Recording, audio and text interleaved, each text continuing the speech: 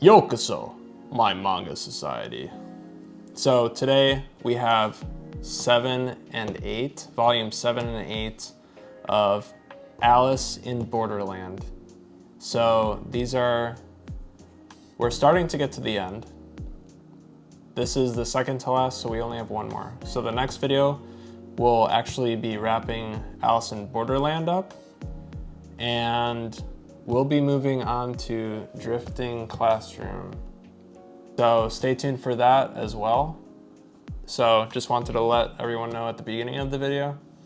And yeah, so we can hop into volume 7 and see what all the hubbub was about. I don't know if anyone cares, but I did some Alice in Borderland themed nails for this occasion. So we're almost done with the series. You mean Bellaccio themed nails? We've also been playing a lot of Bellaccio, so it's like a coincidence. Yeah.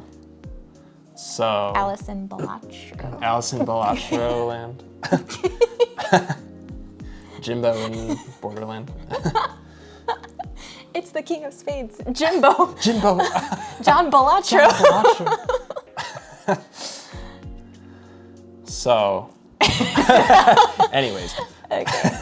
Oh, so this is, the end of... the Jack of Hearts game, right? Mm-hmm. So, at the end of last volume, we were kind of discussing who we thought the Jack of Hearts was. And so we made some predictions. Some more people die in this volume. And then eventually we learned that one of the people that I thought was going to be the Jack of Hearts turned out to be the Jack of Hearts. Yeah, you got it right. Yeah, it's this guy. So, well, he kind of looks different there, but it's this guy. The one that's kind of like timid and shy. So he tried to use reverse psychology. Right. Because he was with this person, Bondo, the death row inmate, and he was making it seem like he's submissive to him, but that was like his plan all along, and he was gonna betray him at the last moment. Right. He was acting like he was getting manipulated. Right. So. And he was trying to hypnotize this lady, this is who I thought was gonna be the, King of Hearts? Jack of Hearts. Jack of Hearts. But you were right, good job. Thanks, yeah. And look, he's just like celebrating, he thinks he's gonna win. Oh boy. He even like cheated. He has like this ball thing. No, I thought that was bullshit. Okay. So one of his eyes is fake, and it shows him what suit is on his collar each round. That's a little scummy, but I guess it makes sense. Yeah, it's pretty scummy. Yeah. But that goes like beyond like the game itself. I feel like you're not even playing the game really at that point. I feel like a lot of games have like these points where like you can like kind of determine like what's going on, but you have to like read between the lines, but that's just straight up like cheating. Like, right. Yeah. Really scummy. I guess it's harder to win since it's like you're the only one. Right. That's true. But like you have your answer each time. Right. I guess he probably didn't need to do anything. Well, no, they still would have maybe figured it out. Even if he was like stayed low. They still would have maybe I don't know. Tried to kill him somehow. Yeah. But then these two guys, they're like even crazier than he is. Like, I don't know why you'd think like you're the craziest of them all when there's like, you just got to Borderland first. Like, doesn't mean you're the craziest. So Yaba, he was a venture capitalist out in the real world. And his whole thing is that since he was such a winner in the real world, he wants to win and become a citizen of Borderland here. So that's his goal. And then Bondo, he just likes to torture and kill people. Yeah. So it's like... he's just a criminal. Yeah, exactly. Like you said, they just found found each other, like someone just as crazy as them, and that's pretty much how they won. And they have like a mutual respect for each other, so it's not like they're going against each other. Yeah. Yeah. So yeah, I thought this was crazy because like, I guess he would have like tortured him while still allowing him to like talk for like a while, keeping him alive. They kind of like forced him to say the wrong answer and then they just won. Because they tortured him? Yeah. Even just like one round of torture, he was like done. He was like, nah, I'm fuck this, I'm out of here. That was a really good game. I liked that one a lot. No, it was really good. Yeah, it was interesting. And I liked how they used that one rule to their advantage. So there was a rule that said you can't prevent anyone from entering the rooms where you had to give your answer. Right. But there was no rule about locking someone into the room so that they can't like discuss with anyone else. So then they use that to their advantage. Like the loophole, like the read between the lines of the rules type thing. Yeah. Right. Those are cool. And then the rest of the volume is the King of Spades game. Yeah, and we did skip over, I think one of these was your favorite panel. Oh, right. So I just liked the reveal a lot. Like I said, this game was really exciting. And then I like how in the previous volume, he's depicted as this submissive guy, like no backbone, but then you find out that this is all just a fun game to him and he just enjoys seeing other people suffer. Yeah. So I like these panels that show how his crazy expressions. he is. Yeah. I like when he's like, dance my puppets, like show me the theater. Right. No, it's funny. Yeah. So yeah, the rest of the volume was the King of Spades, basically. So if you remember from, this was a few volumes ago where, well, because his game started when this whole second stage started, so. His arena is all of Tokyo, so. And so if you kill him, then you win, but he's just trying to kill as many people as he can in the meantime. Right.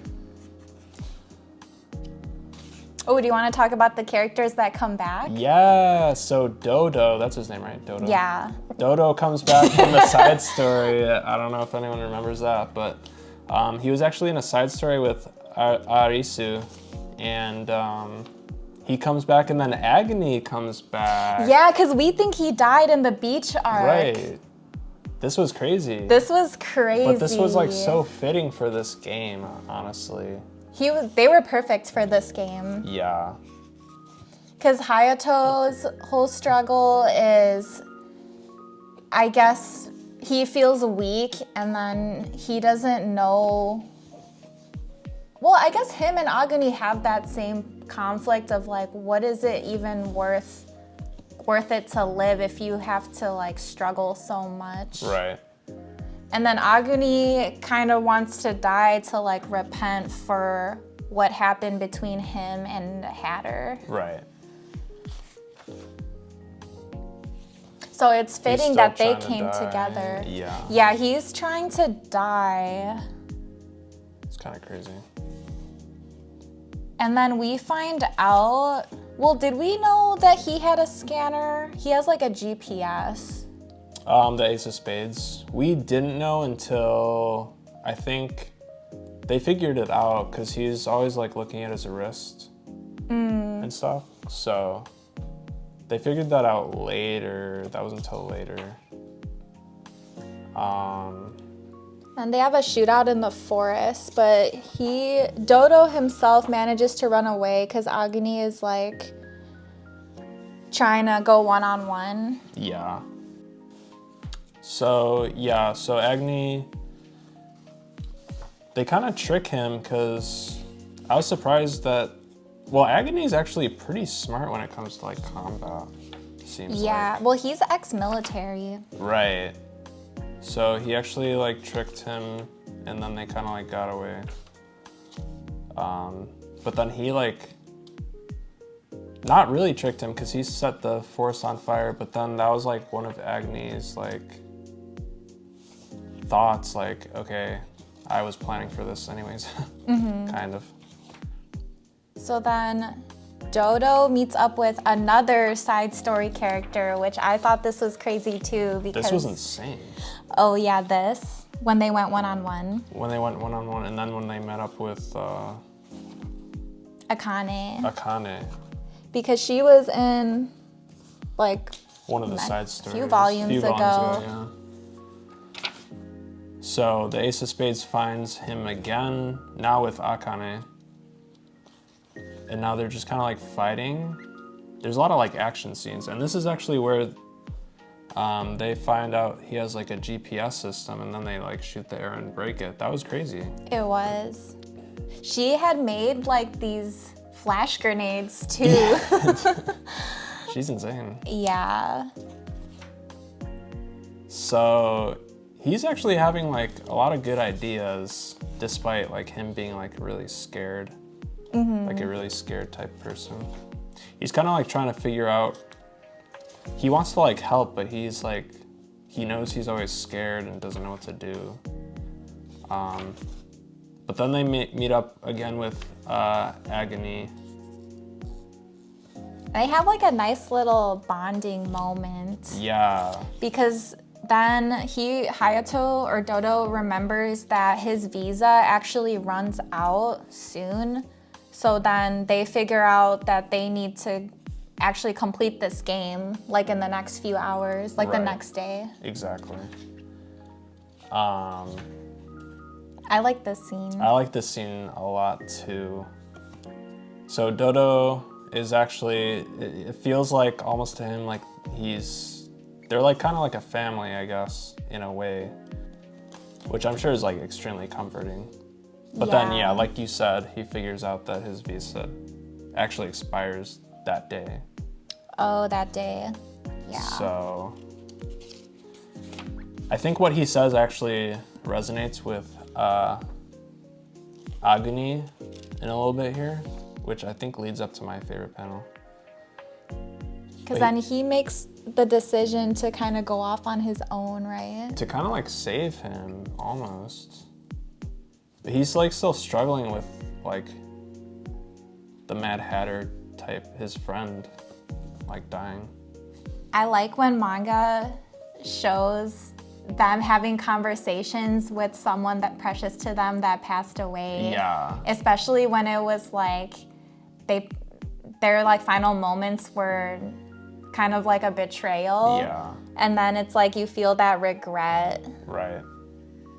And like you know that he wasn't gonna like even try to kill him, Agony. No. His gun was like empty, so it's like, yeah, I don't know. So then that's your favorite panel, So right? this is my favorite panel. So he's actually getting like such a good redemption. Yeah, he got a full, who knew Agony would get this full character arc? Yeah, you see him having like more emotions and stuff, especially with someone, I guess they've spent some time, but Dodo's been like really nice and friendly, and I don't know, the words that he said earlier resonates with him, like being part of the family. And he didn't have like a great family life, so he kind of wants to like give that sort of feeling to someone else now. So I really liked how this has like come around and the whole redemption of him. It's like, I don't know. It's nice. Kind of peak. It is. So then he goes off on his own, right? Agony? Yeah. Yeah, and then Dodo follows. Akane is kind of like, if you want to go, then go, but I'm not risking it. But then she follows anyways, right? Yeah.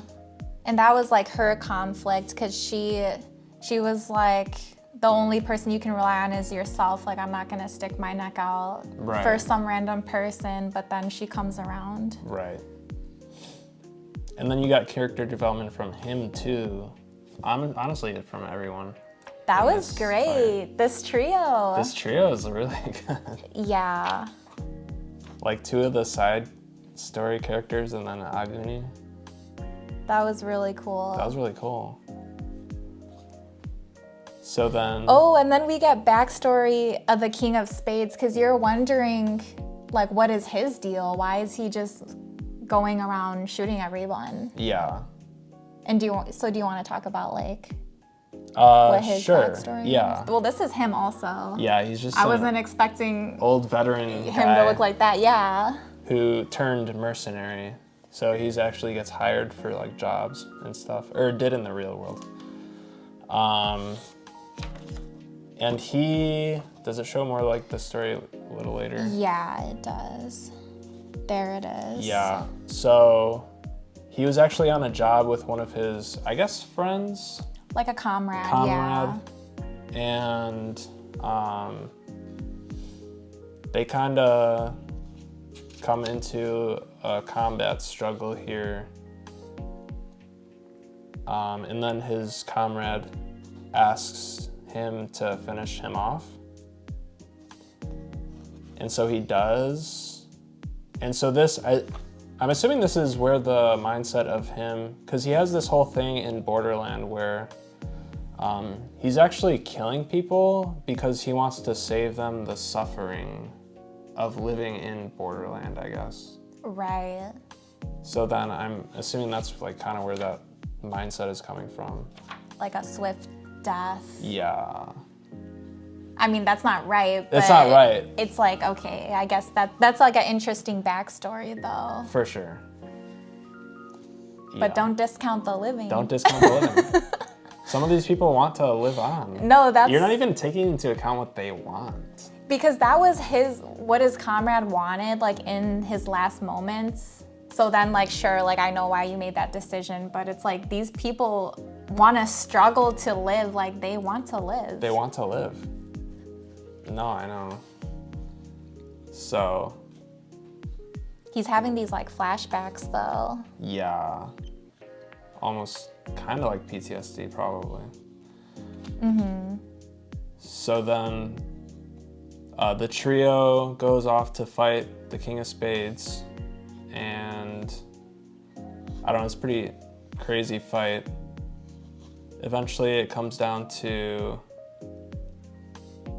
well, Agony, I think this panel's like cool. Yeah, it was. He's still trying to die. But then he gets shot a bunch of times and takes down Ace of Spades pretty much. That was crazy. That was crazy. But then the Ace of Spades is kind of having like this moment where he's like feeling like regretful about his comrade.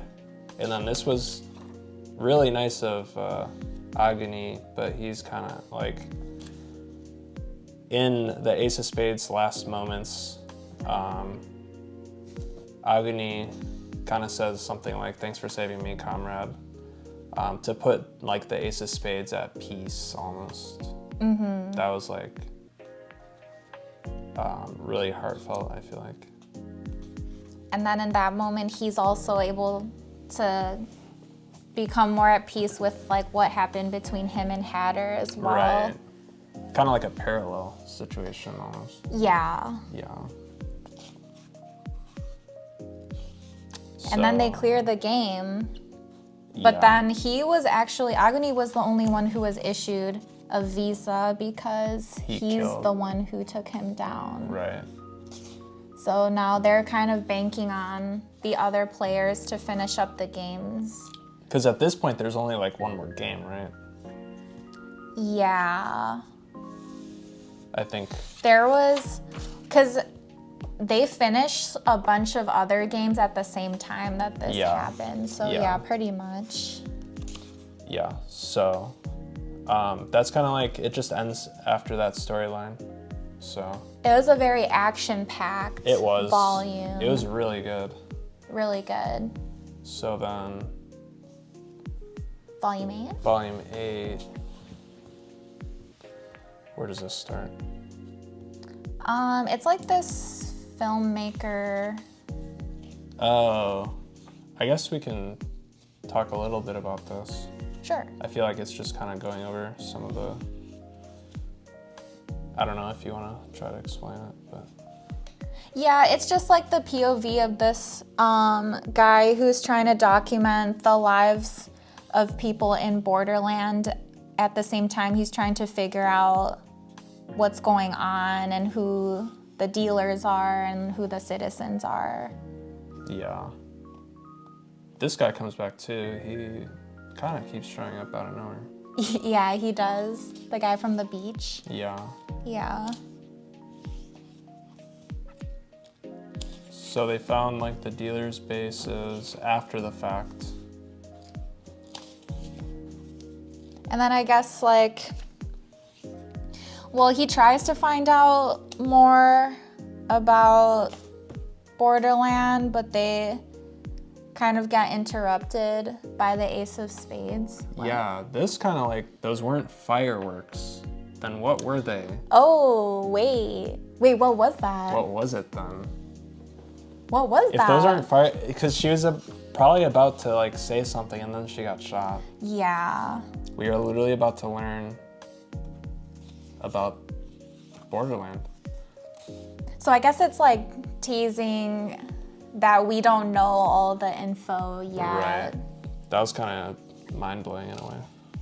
And I like these last few panels because he was saying the whole time he's taking this footage to show people in the real world like an objective view of what happened, but at the end of the day, it was more to like record the fact that he existed and he doesn't want people to forget him. So. Right. That was a cool little side thing. It was. And Arisu's like watching it. He finds it, yeah. Yeah. I love how all these even like little pieces or side stories always end up connecting to like the bigger picture and then the other major characters in the story. It's crazy because you don't think it will, and then somehow it finds its way back. And that's what makes this world feel so lived in too, because it's not just about the games, but it's about like how these people have like decided to construct their lives in Borderland. So that's really cool. Yeah, for sure.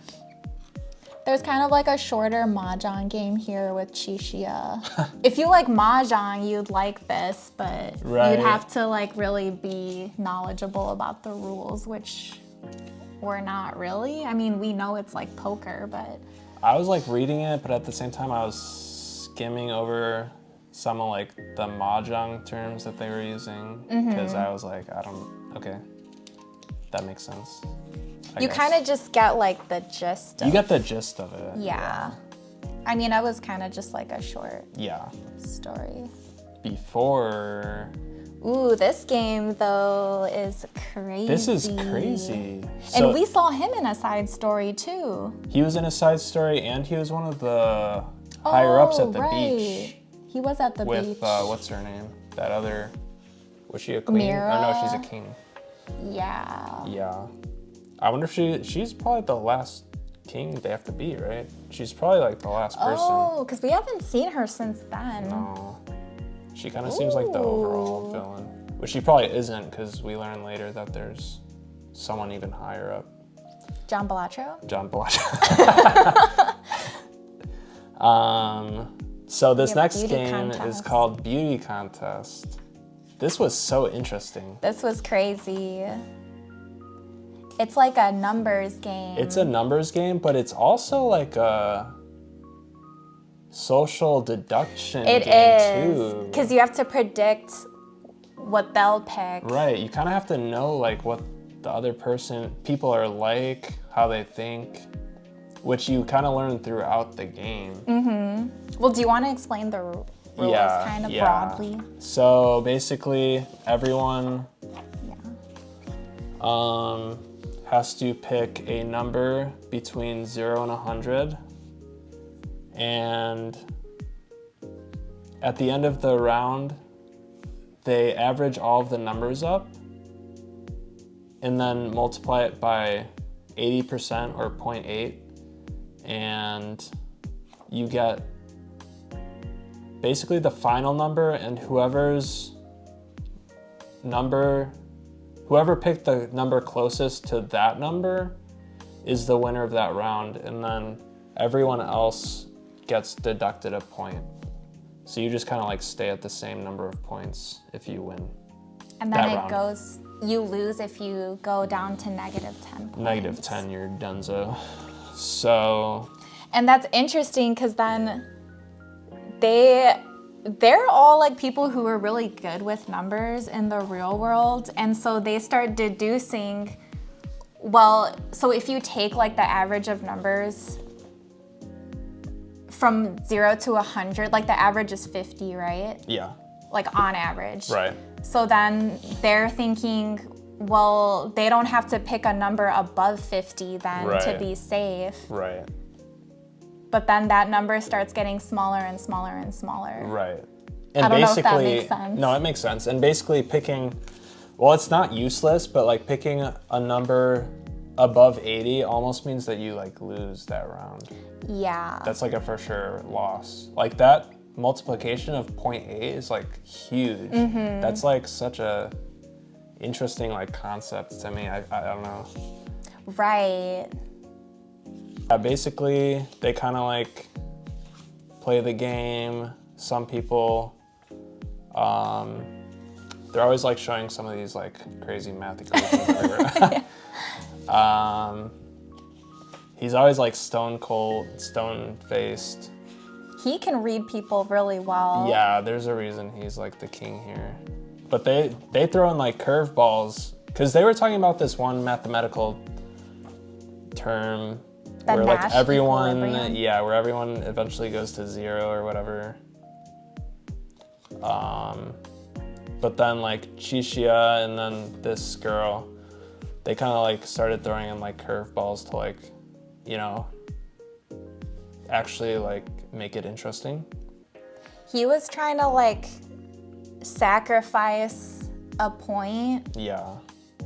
To see like who would take the bait next round. Right. Yeah. Yeah. It was like a crazy mind game. It was a crazy mind game. And then people, I think at one point, I think like the mathematician died. And then they add new rules, like once players die. Once a player dies, they added one new rule. So then 2 people die. I think this is where there's 3 people left. I think they added a rule that was like, you can't choose. If you choose the same number as someone else, then neither of you can win. And then that lowers the chance that like everyone's gonna choose the number 0. Right. To make it more interesting. Yeah. So then eventually it gets to the point where this was crazy. This was crazy because she was like, I'm done thinking about this logically. Right. Like I need to choose the most random integer possible. Yeah. But then Shishia like figured out what she would choose. It goes through like the thought process of like going through every single number of 1 through 100. Right. And it was like, what? No, that it was crazy. So it comes down to Chishia and Kuzuryu at the end. Yeah. So they're kind of like talking about like what their, I guess, like mindsets are and stuff. And then it goes over some Kuzuryu backstory. So he's like a lawyer, and it kind of flips back and forth between like the backstory and them talking. It was really interesting. It was really interesting because he's like a really good guy. He's thinking about like equality and like, are humans actually equal in birth? Like as his career moved forward, he was working for a company that was like polluting the waters of some village, but then they were silencing the people that were trying to bring this to court. Really scummy stuff. And so he's kind of like, the system in the real world only benefits like the rich. Right. Basically. Not who's like actually right or wrong. Right. So that's kind of why he became a citizen of Borderland. Yeah. And he's using the games as a way to help him. Well, I'm not saying this is right either, No. but he's thinking, well, I don't have to make that choice if the games choose who's gonna live or die. Like, he's letting the games choose for him, basically, instead of like sticking to his own convictions. Right. He's trying to like make it like equal, like what he actually like believes in, I guess. Mm-hmm. But then, yeah, I don't know. And I like the scenes where you see who he interacted with on his way to becoming a citizen, and then like a little bit after. Yeah. And it was nice when he saw like the little glimmers of hope that people had in Borderland, and I think that was kind of swaying him. Yeah, for sure. In a certain direction. For sure. So then. But then Chishia. Yeah, that was crazy. He kind of like throws off his like whole mojo about like being equal, because Chishia is just like, well, then what will you choose if I just tell you like what? Are you just gonna like let me die then? He's testing him. He's testing him. It's like, this isn't equal. Here, this is what I'm choosing. Like, what are you gonna do now? Right. Like, are you gonna stick to like your convictions? Right. Right. Which he kind of does. He does. Here they're flipping back to when he was still at the beach. Yeah. He infiltrated. Right. So he does it like a bunch of times because he keeps losing points based on, he doesn't like want to win that way. Right. So he doesn't want to feel like he's had a hand in killing someone. Right. Yeah. Right. So then it comes down to equal amount of points. And then again, he does the same thing, like, you could kill me now. That's crazy. You could do it. You just press the button.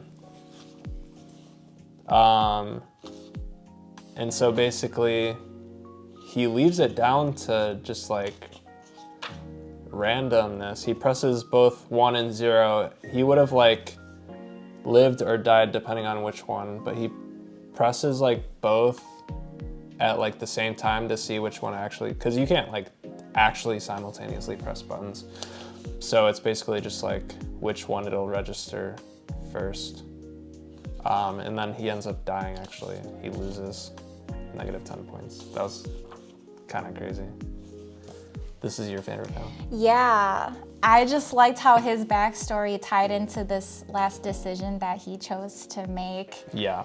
Because like at the very end, I guess he was able to stick to like what he believes in. Yeah, that was crazy. Yeah. And then that was the game, so he won. He won. And Chishia then won. after that, there's just one more game, right? Yeah. And you're thinking it'll be this person? Yeah. Because we haven't really seen much of her. Right. But then we go through like some of the backstory of like, I think these are all the kings that are citizens. It goes through like what it was like when they were just players. They kind of like meet up, they exercise outside together in between games. This is kind of like their morning routine. They just all met with each other. It's kind of interesting to see. You could like see like the twisted mindsets that they kind of like came out to have, I guess. Mm-hmm. And they're also wondering the same things that Arisu and his group are wondering, because they're like, well, if we beat all the face cards, if we don't want to become citizens, are they going to send us back to the real world, or are we just going to die? Right. So they're kind of talking about like what decision they're going to make after they clear these games, because this is when they were still players, right, not citizens. Exactly. And then they mentioned Jim Bellatra at some point, right? There's like a Joker. Yeah, they mentioned a Joker. I don't remember when that was. I don't remember when that was either, but they did mention it. I do remember that. So it sounds like there's someone at the very, very top who's still seems like the controlling admin or it. something, like the game master almost. Mm-hmm. Like the overall. But I guess maybe we'll see some more info on that. Right. So. And then it leaves on a crazy cliffhanger. Yeah. So it comes back to Arisu. We haven't seen him in a while. I know. I was like, oh, The main right. character. I like this. It like flashes back between all the events that happened with him since the first volume, and it felt like I was watching like a movie. Yeah. No, this was really nice actually, to see everything that had happened again. Because he had chosen to stop playing the games, but now he's feeling conflicted again. Yeah. And you can see his like internal struggle. He's like talking to some of his dead friends.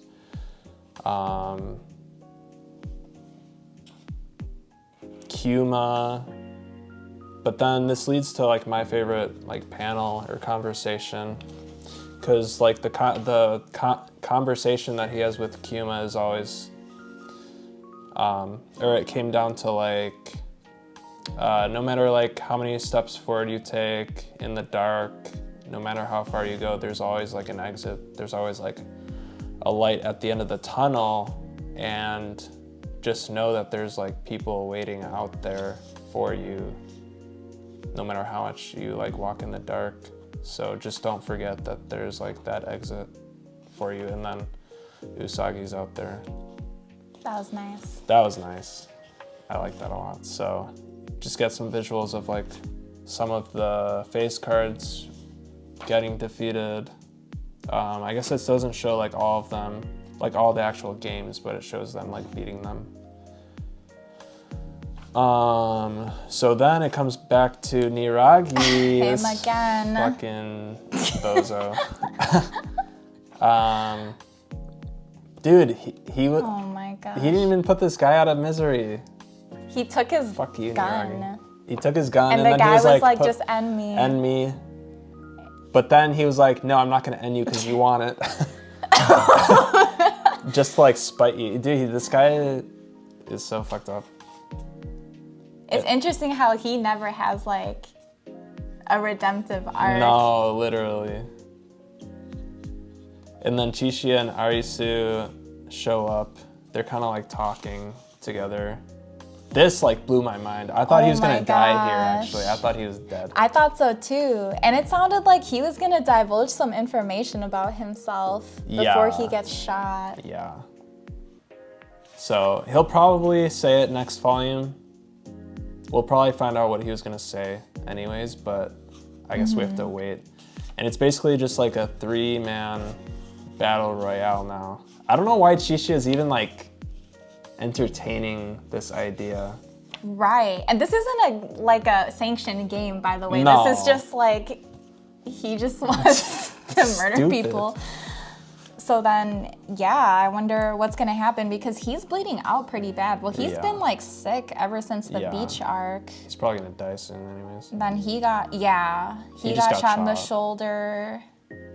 So. And he's pointing the gun at Arisu right now, so it's like, yeah. And Arisu's not really like the type to want to kill people. The opposite, actually. So I can't believe there's only one more volume left. I know, it's crazy. Yeah. Yeah. So, yeah. I think that's it for this video. Yep. Thank you everyone for watching. I hope you all enjoyed. Leave your opinions and comments down below. Don't forget to leave a like and subscribe. And yeah, this world is cruel, but at least we have manga.